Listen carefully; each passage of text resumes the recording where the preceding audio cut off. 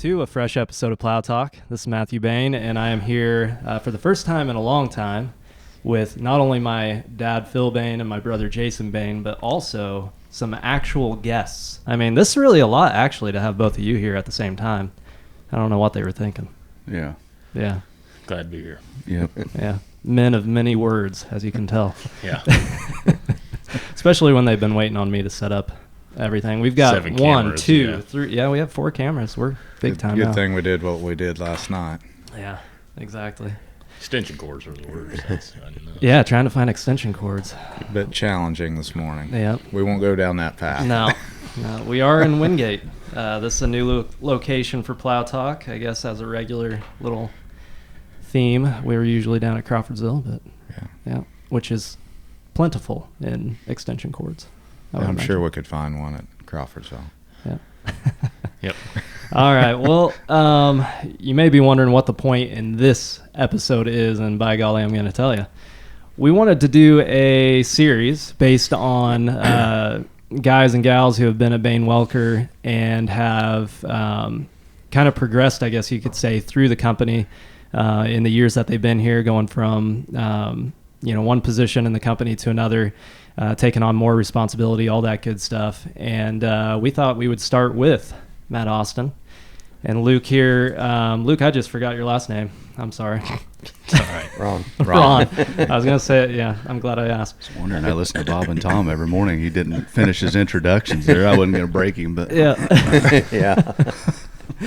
Luke, Rahn, and I need to get your guys' current positions because last time I talked to you guys, things may have changed since then. So where are you at in Bane Welker now, Matt? I'm in the admin building as the service director. As a service director, and Luke? I'm at Crawfordsville as a service manager. Oh, are you just for Crawfordsville, or your overall service then? And then you're Just for just Crawford. strictly Crawfordsville. All right. So, Jason, what I guess getting into the progression of an employee at Bane Welker, wanted to start with you and Dad, just talking about kind of reiterating the fact we've talked about before. You guys have actually come up through the business yourselves in different points in the business's history, and wanted to get just a quick synopsis of that from both of you, and then jump into kind of the importance, I guess, of the progression and the availability of opportunity at Bane Welker as we talk about Matt and Luke here's stories at Bane Welker. So I guess let's start with Dad then. Yeah, so let him kick Dad, it let's start off. with you. Your kind of synopsis of what all you've done at Bane Welker. Oh gosh, swept the floor and worked in parts, worked in the shop, salesman, service manager, truck driver, Accountant. That was my demise right there when we went on the DIS system in 1984. Mm-hmm. My dad said, if you're going to do it, or if we're going to do this, you're going to be the one to do it, because he said I ain't doing it. So it kind of fell on my We'll shoulders. just go out of business. So I didn't know. Yep. I was going to cuss for a minute, but I won't. I didn't know anything about accounting. But anyway, that's what, I don't know, my main task was for the last several years. And then I turned it over to some other people, or got some help. Mm-hmm. Jill Duncan was here for a long time and Right. helped us up in this actual room. And she was good. So, and we've grown into the admin since then and kind of centralized things a little bit more as we grew. Yep. Excellent. So from sweeping floors to dealing with accounting stuff. And actually, Everything we had in our between. extension cords Yeah, somewhat wrapped itemized up back in those and- days. You'd actually find them. Itemized. You can find them. Jason, let's go through your history here. It was a similar progression other than the accounting thing. So I always wanted to be, I loved mechanics. I was always mechanical as a kid. Loved taking things apart and seeing how they worked. Mm-hmm. And probably should have done engineering, I guess. But the math, Didn't have enough the patience for that, mathematics did you? and No. patience and everything, probably wouldn't have made it through that. But no, I came up through the organization, started in service here at Wingate.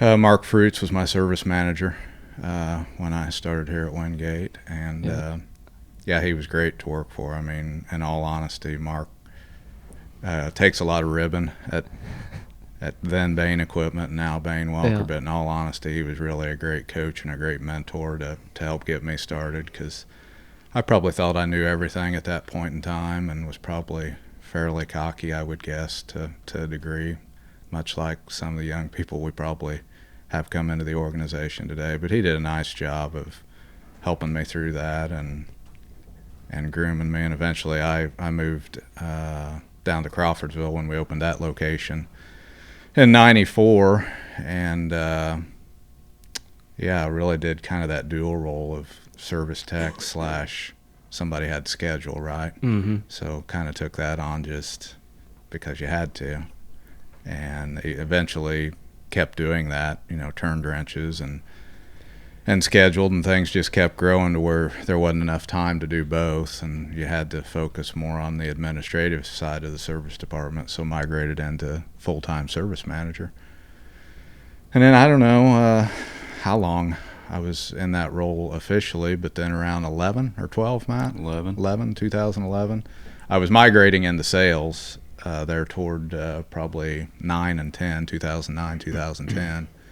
And then we'd grown quite a bit and needed somebody totally committed to being a service manager. It's hard to do two jobs, hard to sell and be a service manager. So interviewed Matt a couple times. The second time he finally accepted the position, and then I moved into sales full time and did sales for, I don't know, up till about 2015 or 16, just strictly as a salesman.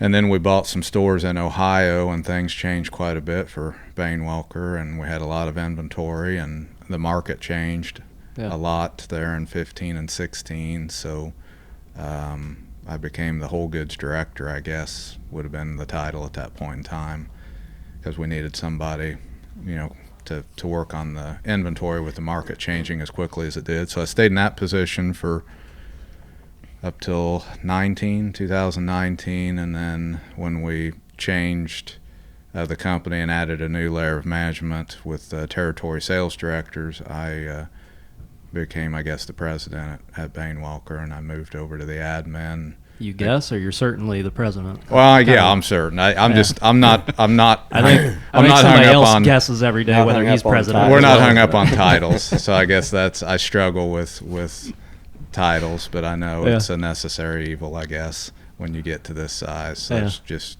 who we are. But so January of 2021, I moved over to the admin building. So you're telling me you didn't just start as CEO and president? Not at in all. other words. No, not at all. Yeah, I wanted to start that away because that is a good reminder, as silly as it may seem, maybe to people internal, and maybe not, but within Bane Welker. But from the outside looking in, I think that can be the misconception a lot of times, right? The misperception of Sometimes. like you just started out as president, and all that stuff. But there's been a very legitimate progression, seeing all facets of the business, and that's also what maybe to a lesser extent in years and such, but still the same idea, the same concept. That's been the same experience for you, Matt, and for you, Luke. Let's go ahead and start then with let's get a little bit into your background there, Matt, and for some reason I just can't get a statue out of my mind because of having you. So I'll try to bypass that. If you don't know what I'm talking about in the audience there, just listen to episode 40. That's the only one I remember the number of. 40, huh? That's a good one. That's a key one right there. Maybe we'll have another one here sometime. We need to get Uncle Jeff in it because I feel like he would have a lot. He was at the heart of a lot of those those pranks. He may have been involved in some of that. I don't just know. a few things. But yeah, Matt, when did you start with Bane Welker, and what's the progression been like? Originally, I started in 2002. I worked for Lawrence and Dave Duncan all the way through high school, and was out here all the time. That'll teach you something. Yeah. So I started for Lawrence, I think, when I was 11 or 12 years old, and was always around red tractors, those boxcar Magnums and everything, and just got to learning how to do some things out there and just took an interest. And I wanted to, change oils or do whatever I could, and coming in here. So I always wanted to work here, I guess, since I was a little and coming up through that. And so when I turned 18, I I didn't exactly get a job here right at 18, so I had to go. Yeah. I was going to go to Ivy Tech and do through auto because nobody around here had an ag program at the time. So I went to Ivy Tech for a while, and school wasn't my thing. So I was working at the co-op up here. Then finally, I think Jill was here at the time, and maybe coerced you two into talking to me and hiring me as a tech. I interviewed right down here in Patricia's office with these guys one evening, and holy jeans and long hair and unshaven. I think it was a hell of an interview for a punk kid, but it was pretty. I don't remember how some of it went, but it was pretty mild. Can you work? Can you show up every day? Yep. Okay, you're hired. And that's about how it started. So I started in 02 down at Crawfordsville working for Jason, and as a tech. And at the time, Jason you were service manager, but you were a working service manager. You were never in the shop office. foreman or something like that. And we didn't have any. Amy wasn't there at the time yet, so I don't even know who was writing up. We were typing our own work orders up at the time. Mm-hmm. So we would still longhand them and then type them into DIS on the old green screen. Yeah. So I started as just a flunky, just whatever, take out trash, sweep floors, set up. I think washing combines. The schoolhouse where the admin was the setup. I think we changed it. Maybe not that first off, but I don't remember what year. Right around then, maybe. Well, you painted that shop at one before time. we moved into it, I think. The painting jobs. Yeah. And then we was doing a lot of Kinsey planters at the time. You can relate.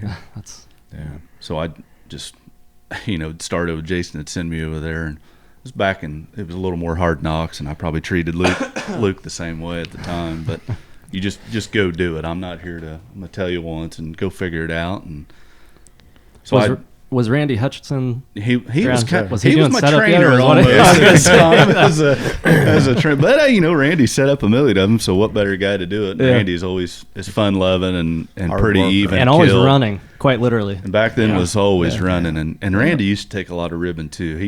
We'd pick on him, but he was a guy that He could give back pretty well though sometimes. yeah, subtly.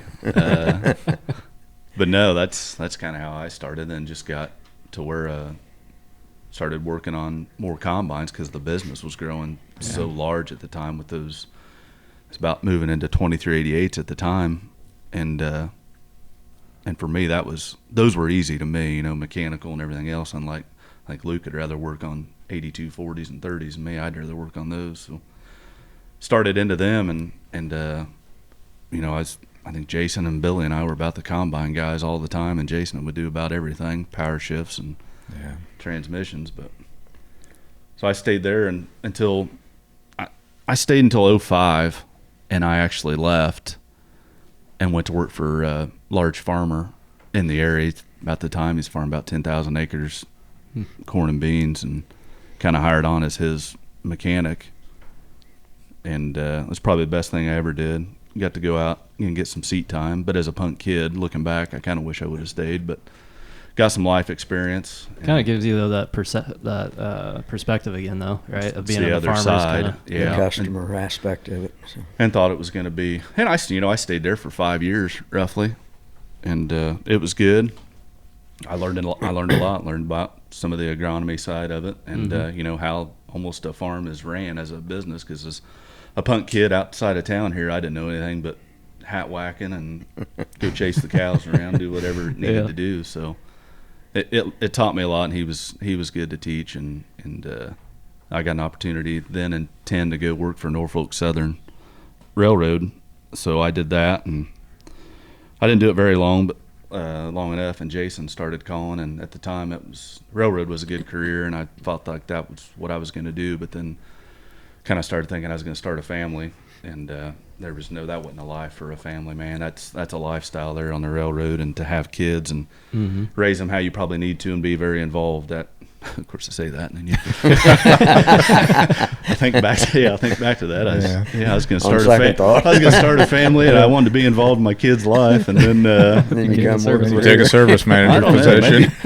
Maybe I don't have much brains. I don't know, but Jason started calling, and I told him no a couple times, and because I was happy where I was at, but then really thought more and more about it, and I actually called him back and said I would take the job, and once again took for less money than he offered me the first time. So I wasn't a good negotiator, but I came back as service manager there in 11. And, it was a rude awakening too, because as a tech, you don't really realize you think you know what that job's involved in and what they do, and you have no idea until you really get in there. So I was service manager until late 18, first of 18. Let's see, you took the last December. week of November of 17 off, and you threw me the reins. Yeah, so Luke took my spot there, and I moved into sales for about a year. And then in 18, we went, got a group of us together to go try to get around to some stores and help them, progress. And then, it was in July or August of 18. I think I took the service director job, and so and was selling pretty much up until 2020, right through it, and then kind of back in sales again now, I feel like. That's kind of a theme though, right? Within the company, if you're, especially if you've been here a while, right, and you get to know the customers, it almost feels like you're, wearing multiple hats, right?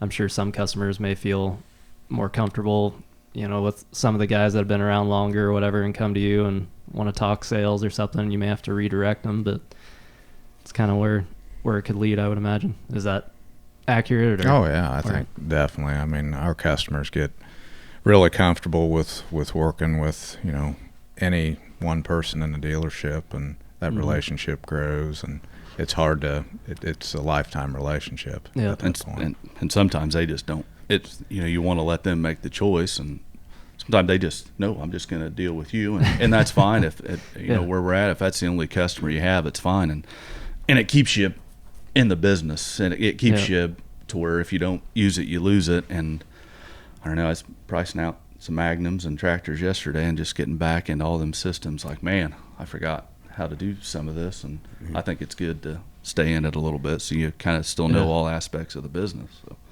Good deal. Yeah. So you've been in and out of Bane Welker just once or twice there, and then had a lot of different experiences, from painting to managing and all that good stuff. So quite a bit of experience, and we're going to come back to that.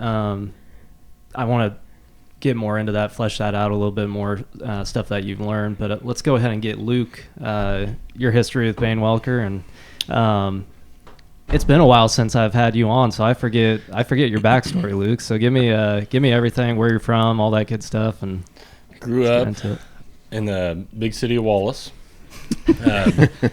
Jackville. You pull the mic just a little bit closer to you there. There you go. Grew up on a family farm.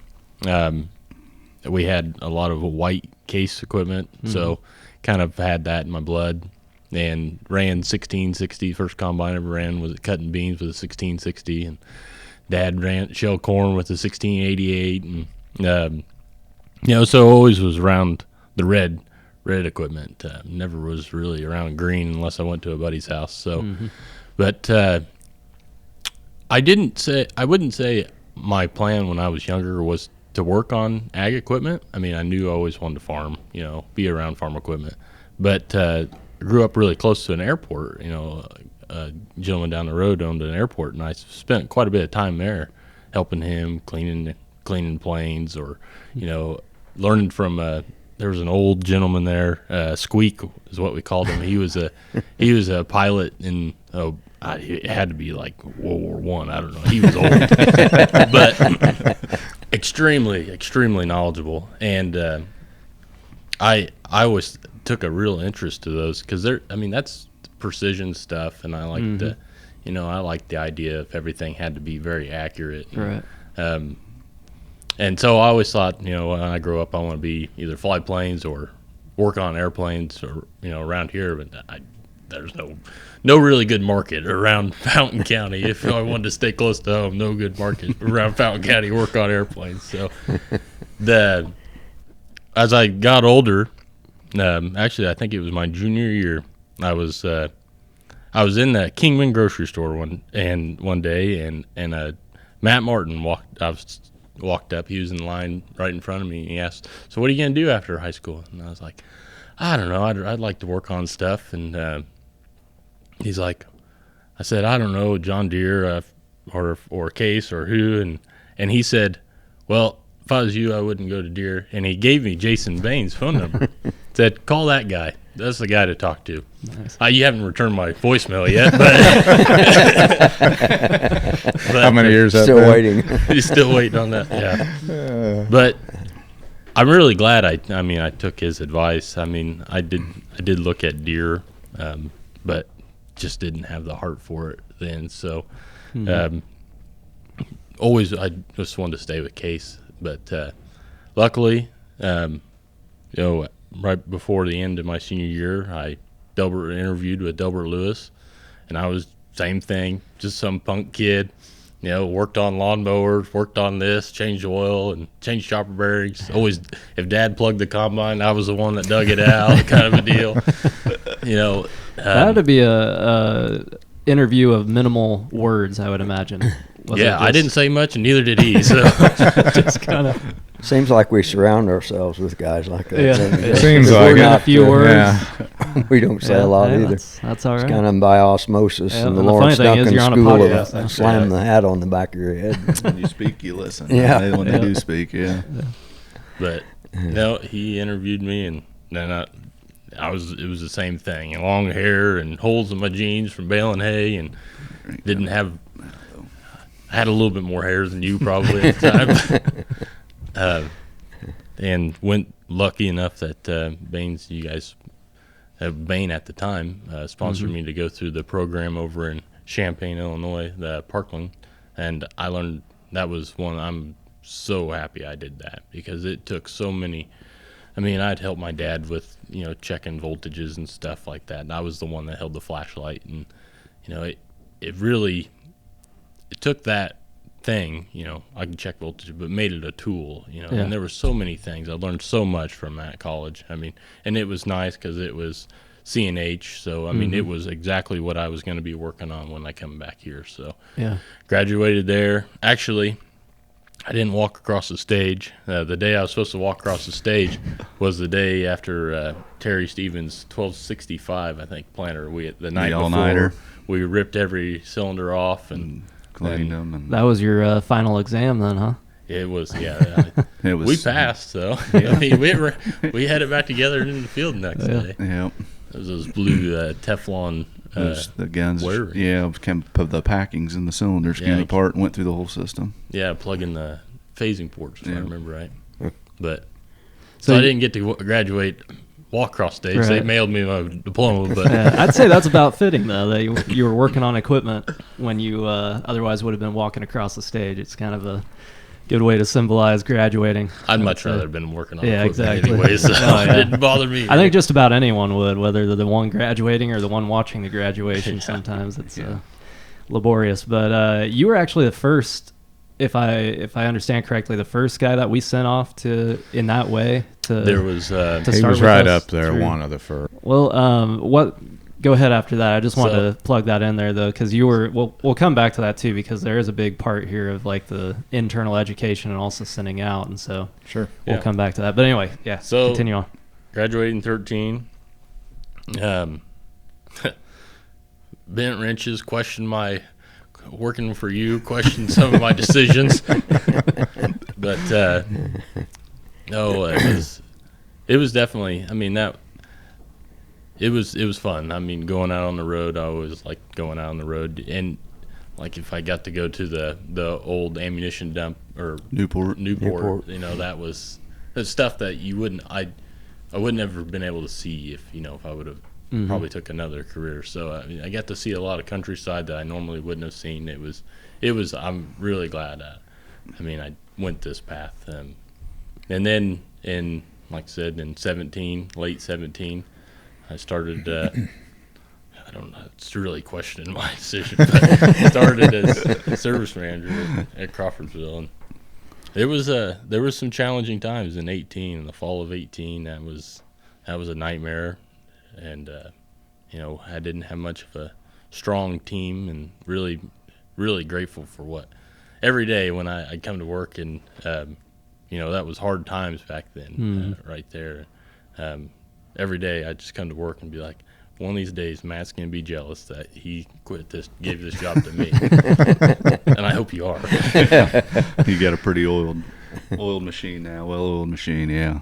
It took a lot of, there was a lot of days that I'd drive to work, and I mean, there for the first 6 or 8 months, I never turned the radio on. Just thinking about stuff that's coming up that day or stuff that happened that day that I need to get ready for tomorrow. So it was, I'm really glad I took the service manager position, because bending wrenches gave me, is fine, gave me a lot of product knowledge. But as far as, managing people, that's an experience that I think is going to pay dividends for years and years to come. And I got to sit in a meeting.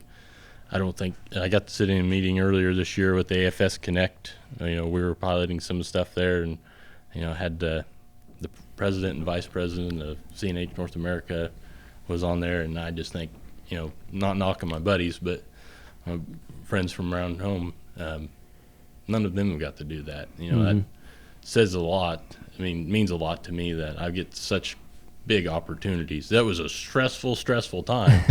But you handled it well. Yeah, I hope so.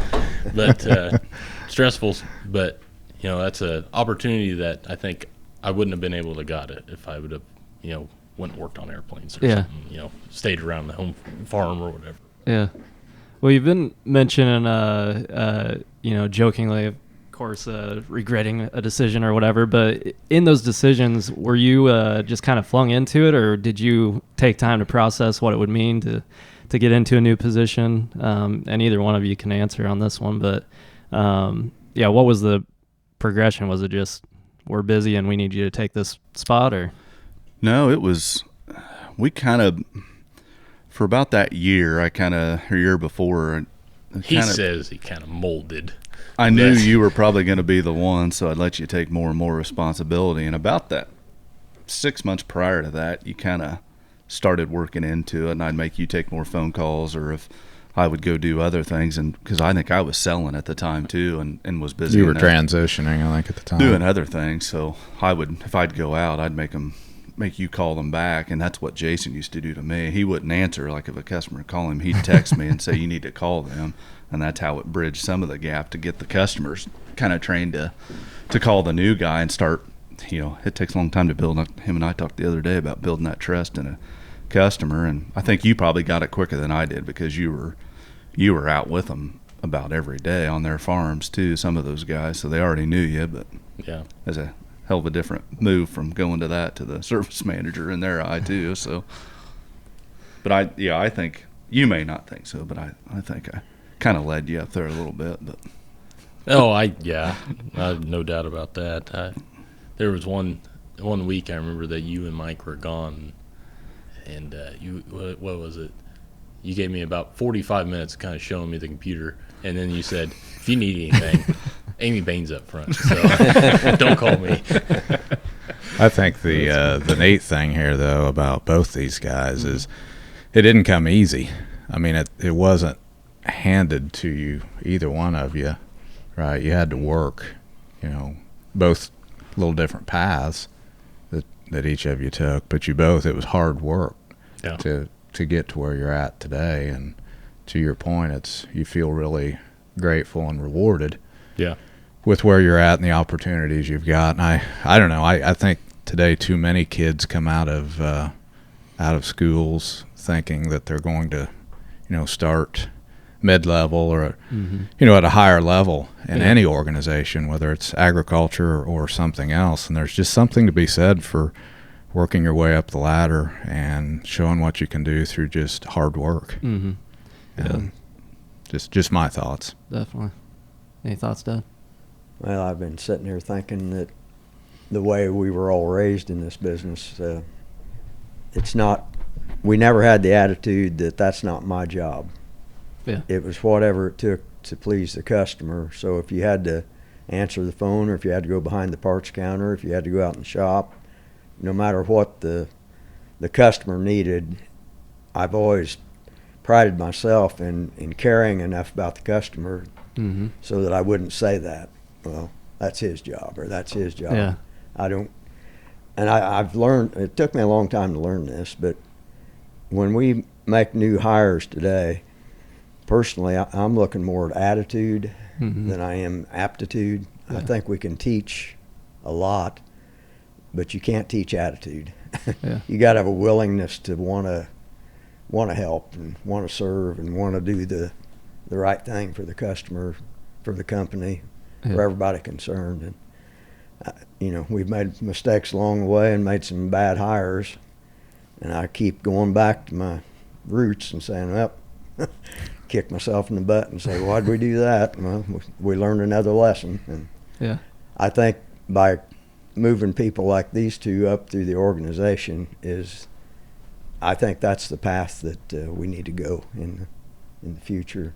Look at the talent we've got instead of looking to the outside and bringing somebody in that may have a great resume, but are they really a fit? Yeah. So Back to the attitude thing. back to the Right. attitudinal side of Yeah. the person, because it's still a people-to-people business. Mhm. You do a lot of stuff on the phones or the computers or all these seminars and everything else that we go to, but at the end of the day, it's relationships. Yeah. And you're setting yourself up, right? When you get the right people in, you set a kind of a tone Yeah. for the business too. I if you mean, have they were the right talking people about in. their interviews, like with Delbert and you. Yeah. Matt interviewed with Jason and I. There probably wasn't 10 words said the whole time we were there. We kind of knew what we was going to do going into Yeah. it. We just it was a formality. Yeah. Yeah. Yeah, exactly. And so I think the other thing, he hit on, the attitude side of it, but these two guys, and we've got a lot of others in the organization, they just exhibit, selflessness. I mean, it seems like in this world we're in today, it's all about me, and it's a selfish mentality that a lot of folks have in the world today. And I think at the core of Bane Welker, serving and taking care of the customer and just having a selfless way of living, Yeah. even outside of Bane Welker, I think that's what's at the core. Mm-hmm. And I think these two guys both exhibit that to the utmost. Yeah. So Well, I think another, I want to get your guys' thoughts on it, but in talking about progressing in any company, there's always, it seems like the foremost thing people concern themselves with, I mean, naturally so, is how much more are they going to get paid. But there's the other side of it, which is how much more responsibility am I going to be given? And I think that the right people that get into a good position are people who actually want more responsibility. Again, you may kick yourself later a little bit and have those stressful times, but what's that been like for you guys in progressing, not just in your positions at Bane Welker, but in terms of the responsibility you've been given and kind of working through that? Because, I mean, at one point you were not a manager, and then you are a manager, right? And so it may be old hat now, but what's that been like, getting more responsibility? Oh, yeah. I don't think I never asked for any more money, and I'm certain I never did, and Luke never did. And I just remember you got more money or whatever because you earned it and you felt. So even as a kid out here, hell, he just paid me. I don't even know what I made an hour out here. I think I just got a paycheck, and it was whatever. If he thinks I'm doing all right, he's going to give me more money. And these two guys sitting on the other side of the table have always trusted that. I've always trusted them that they're going to take care of me. If I'm doing the right things and doing my job, at the end of the day, they're going to pay me.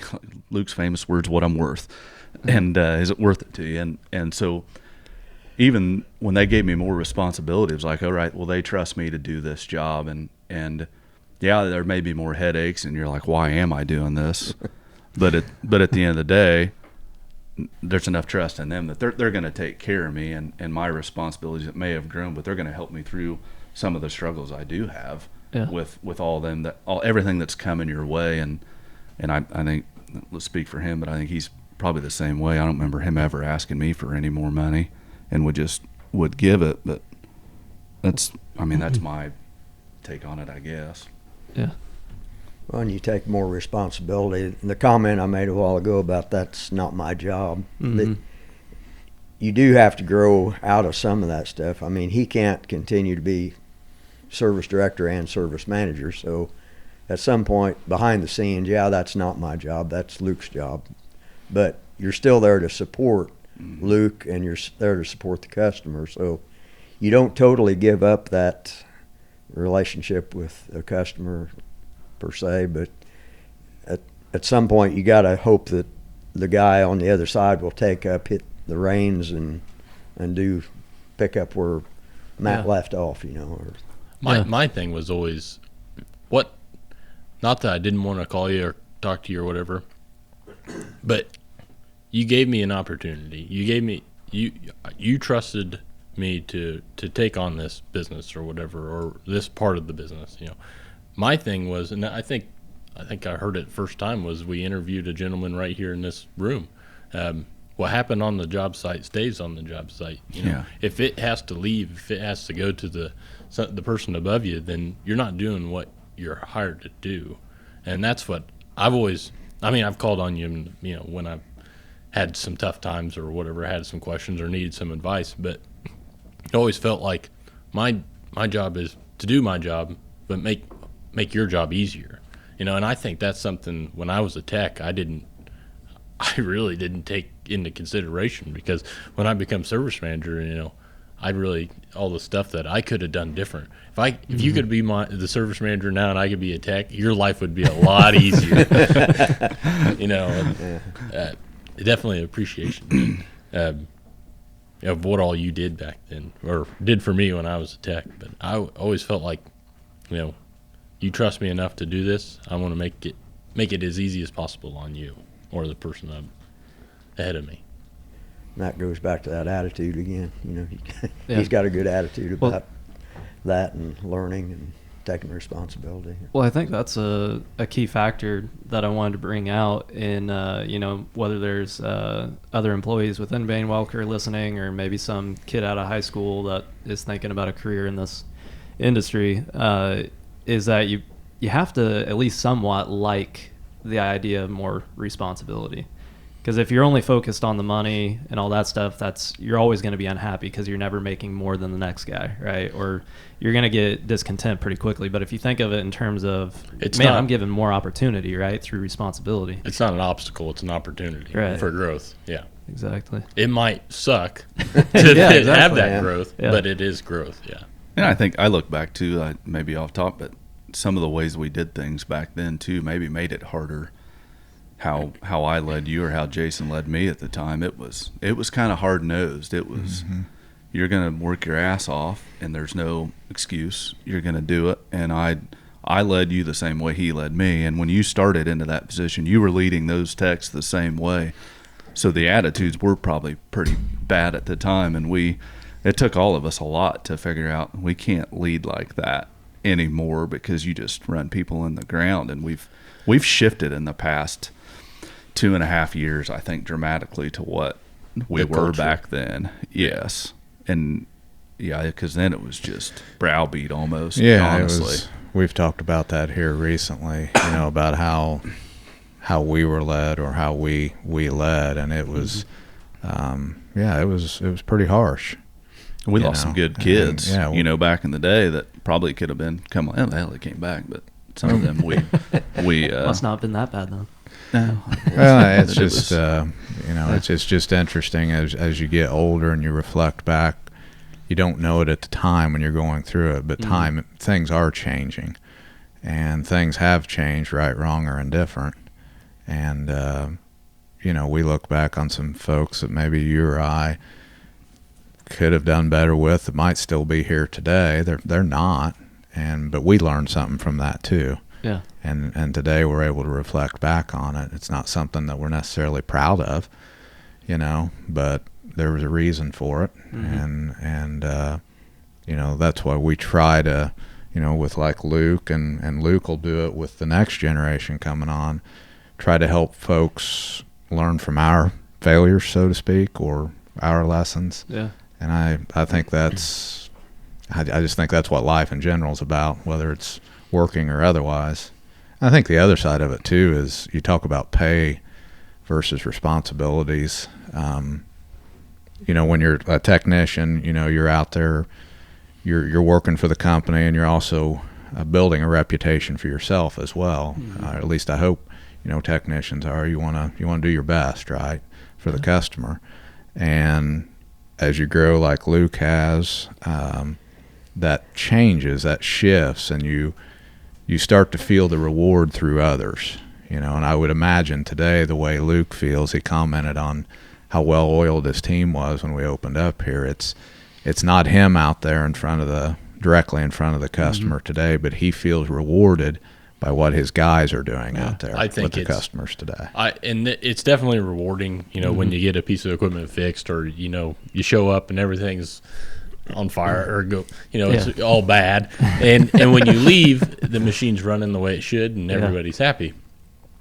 But that's definitely rewarding. But it's not nearly as rewarding as when I get a text or a phone call from a customer saying how good one of my guys did. Yeah. That is by far what gives me more pride than anything I ever fixed myself. Well, there's that factor of there's kind of a tier going on, right, of you're representing Bane Welker ultimately, but then there's the small, like the kind of individual tiers within even a dealership location where like now you're being represented by when those technicians go out. It's a reflection on how you're running things, right? Even more than it is really on their knowledge of the equipment and stuff. Yeah. So I can imagine from the player position to the coaching position, so to speak. And it's rewarding to coach success. And, both these guys and Jason have done that. So it is very rewarding to see. Yeah, that's a good analogy to sports for sure. One last, I guess we've kind of answered it. I've got a whole list of questions they made up for me here, and I haven't hit one of them. But I'm not too worried. We've had some good stuff here. But good discussion. Yeah, one direct question that I want to ask, which again you've kind of answered it, but to those who are wanting to progress, specifically within Bane Welker, I guess what are those attitudes? What are those things that they need to be keeping in mind? Maybe they're a little frustrated right now. They've been at Bane Welker a few years. Maybe they do have currently the wrong attitude about it. What are some, I guess, adjustments to their attitude or some perspective you can give them in wanting to progress at Bane Welker? Yeah, gosh, it's hard. I know if you want to progress and you're in that daily grind, it does kind of get you down in a rat hole at times, but I think just being the best at your job before you progress, but having a little, I guess for me, it's always about being humble and like Jason said it earlier, that selfless behavior of, you can still do more and be happy and be humble about what you're doing if you are that successful. I think it comes back to attitude and how you're leading your people.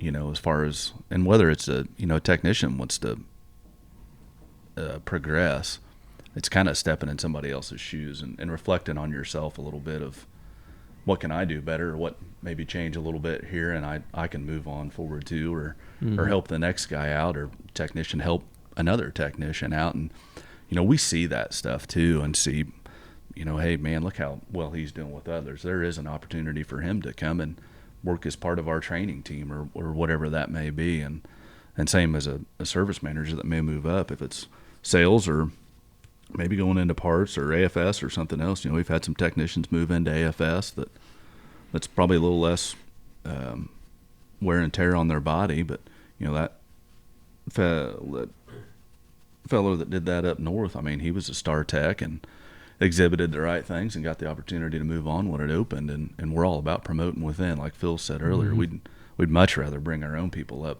through and keep it moving that way, so other people can see that there are opportunities too. So I kind of dance all the way around that, I guess. But I think a key thing of what you just said is that like you are watching, right? Like not in a I mean, you are watching to make sure things get done and all of that, but you are also watching for potential, right? You're keeping your eye open. It's not like they're not being seen, I guess is what I'm saying. It's a big company anymore, and there's, we have over 300 people, and the names are coming and going, and you tend to forget names, but they stick out. I watch that stuff every day. I can't name all 92 technicians, but I can get pretty close to every single one of them and know where they're at and what they're doing just by things you hear too, just from, hell, they all go to trainings together, and you can hear certain things and service managers. So, yeah, it's not that I keep a close eye, but you can pretty well.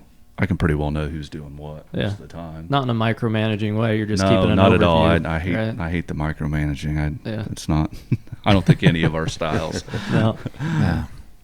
Luke, any thoughts there? On? I guess if something that I wish I would have learned sooner, and it would have helped me, is I took the service manager position, and at the time, I didn't see the opportunities that it would bring. Mm-hmm. And all I seen was the obstacles. Yeah. And looking back, I should have been, striving for that sooner. I wish I would have, paid more attention to some of the stuff. But you're not going to get, you're not going to get, like, I didn't expect to be service manager my first day at Bane Welker. Mm-hmm. I knew I was going to have to progress up, and I wanted to. But I think so many people are scared of the opportunity, of the obstacles, that they don't take it as this is an opportunity for me to grow and be better and get some of the experiences that some other people don't have, and it definitely makes you a little calloused. I mean, it gets you some thicker skin. Yeah, but, that's not bad. If something I was going to tell, if somebody asked me, why did you do it? At the time, it was going to be, eat a little easier on the knees, and then, physically it's not so demanding, but it's definitely a growth, an opportunity to make myself better by challenging it a little bit different. The knees aren't as bad off, but the mind can be overwhelmed sometimes, can't it? In that position. I'm definitely losing some hair. You got a lot of responsibility, and as we mentioned in the meetings we had this past week, you guys have the most people to manage within a dealership. I mean, a sales manager may have a couple salesmen helping him or working under him or whatever, but you got 6, 8, 10 mechanics working for you. It's a lot of responsibility. Plus, you got the customer on the other side you're trying to please, and you got to bring these two groups together. It's a tough job, but it's a rewarding job. It definitely is. Yeah. Any last thoughts, Jason? I think Matt said something around self-reflecting, and as you're progressing in the company, no matter what your position is, I think it's probably in any company. It's probably easy to blame someone else, for the why behind what you think you ought to be getting. And I think it's just really important for young people coming into really any business or just coming out of school and into life in general is you got to take ownership. I mean, you got to look in the mirror at yourself before you look outside. And I think if you'll do that and find 2 or 3 areas where, hey, I did mess up here and I need to try to do things differently going forward, I think young people can be very successful if they'll do that. It's just probably more challenging today with the way things are, but it can be done. Kind of hit the final question, I guess, but I always do this. There's always one more final question. It just made me think of coming back to Luke and your situation. We really have 2 different scenarios here, right? We have a guy who grew up helping out at a local farm, kind of just knew the local dealership, and then another guy who gets an opportunity, right, to go literally to school to learn this. And so we have both within Bane Welker, I know, to a further extent, but in terms of helping people progress within the company, that education factor and what you guys are willing to do internally and externally, sending to an outside school, maybe like even going to Racine or something, or staying internal. Is there anything you, Dad or Jason or anybody really, that you want to say about that, about like the education piece? Yeah, just how you're willing to help in terms of... I think Dad started it off well. I think any education you can get, be it high school or beyond high school, I think is important. And I think that's a choice, but I don't think that determines your future necessarily. I think you as an individual and your drive and your want and desire is what really determines your future. And you can, I know a lot of folks that have a 4-year degree that don't have the drive and the work ethic that these two guys do, here across from us. So I think there's too much emphasis put on the education piece, in terms of higher education. It's important, don't get me wrong. But I think, to my dad's point, we can do a lot of that right here within Bane Welker, and life's experiences are the greatest education any of us will ever get. Absolutely. And it's just really important that we keep that in mind. And like I say, it's a choice. We've got great people in Bane Welker today that have great educations that do a great job for us, and will continue to grow and do good for Bane Welker. But likewise, we have the other side too. The opportunities are equal. Yeah. So Great. We offered this intern program and the co-op deal where I think Luke was a part of, where we pay part of the tuition, maybe furnish some tools, that sort of thing, if you'll come back and work for us for a period of time. I think those programs are good and important going forward even. It's not something that we just stop because we've got enough technicians or whatever. You're always going to need more people coming in. And, going to Parkland may not be the answer for everybody. Right. But maybe they come right off the farm and have that aptitude and they can just go right to work and do it. And then we do the internal training ourselves. So there's various pathways to get to a successful position here in this company. So this is, in my mind, very much a blue-collar business. The farm equipment business is, and farming in general. Yeah. And there's nothing wrong with that. And, like I said earlier, whether you have a 4-year degree or whether you get a Bane Welker 4-year degree, just through your experiences. I'll take some of them degrees any day over some of the others that we've experienced. But. Absolutely. Yeah. So. Very good. Well, Matt, Luke, thanks a lot for joining me. And thanks for being patient with me getting 17 cameras set up and the guy with the extension cord or couldn't find it. Yeah, exactly. That's on you, Wingate.